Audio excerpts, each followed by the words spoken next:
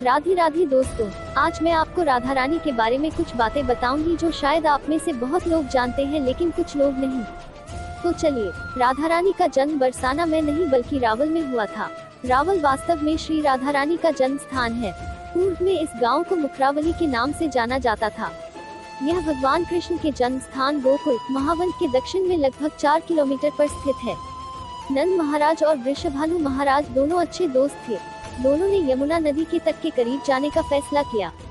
इसलिए नंद जी नंदगांव से गोकुल चले गए और वृषभानु महाराज बरसाना से रावल में स्थानांतरित हो गए जो यमुना के बहुत करीब था। एक सुबह जब वृषभानु महाराज अपने स्नान के लिए यमुना नदी में गए तो उन्होंने नदी के केंद्र में एक सुंदर कमल का फूल देखा और उस कमल का फूल पर एक छोटी और एक अत्यंत सुंदर कन्या देखी। उस कन्या के सुनहरे रंग की चमक लाखों सूरज की चमक को मात दे रही थी।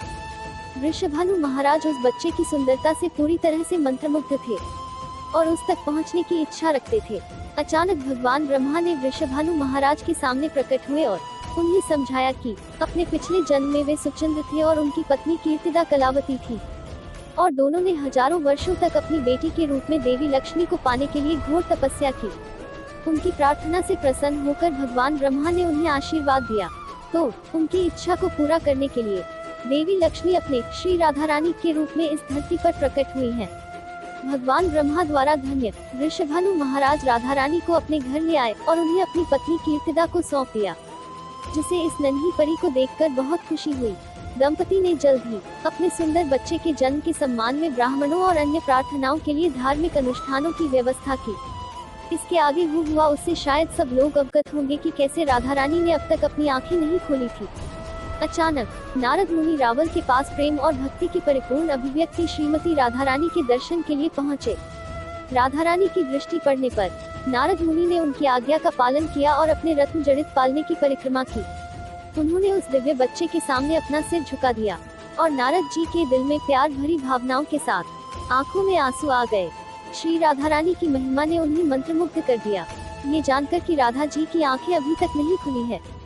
नारद मुनि ने वृषभानु महाराज एक विशाल समारोह आयोजित करने की सलाह दी, जिसमें राधा जी के जन्म का उत्सव मनाया गया। उन्होंने उत्सव में गोकुल और रावल से सभी को आमंत्रित करने का भी निर्देश दिया।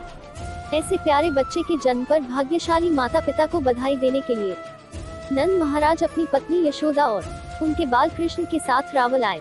जब दोनों माता पिता अपने मामलों पर चर्चा कर रहे थे, जल्द ही छोटे कृष्ण ने श्री राधा रानी के पालने में रेंगते हुए अपना कमल चेहरा श्री राधा रानी के सामने रख दिया।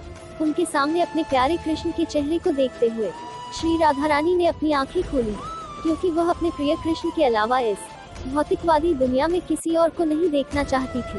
प्रेम की एक उमंग भरी भावना के साथ वह रोने लगी और जब वहाँ सभी ने भगवान कृष्ण और राधा जी के इस अद्भुत शगल को देखा तो वे सभी खुशी से झूम उठे और श्री राधा रानी के जन्म समारोह का जश्न मनाया।